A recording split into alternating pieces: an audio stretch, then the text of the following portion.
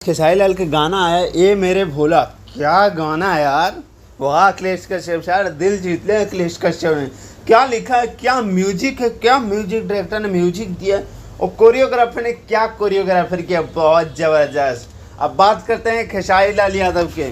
ओए खेसारी लाल यादव के बारे में क्या ही कहना, गाते भी इतना ज़बरदस्त है ना कि मज़ा आ जाता है सुन के। और डांस इनका तो कहने वाली बात ही नहीं, क्या डांस किए।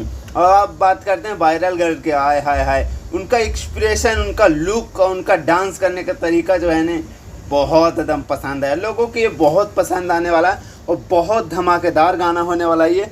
इस साल के देखते हैं नंबर 1 गाना बन पाता है या नहीं बन पाता। इसे सावन तो बहुत 2 महीना तक है, तो देखते हैं कितना गाना आता है, कितना गाना ब्लास्ट होते हैं।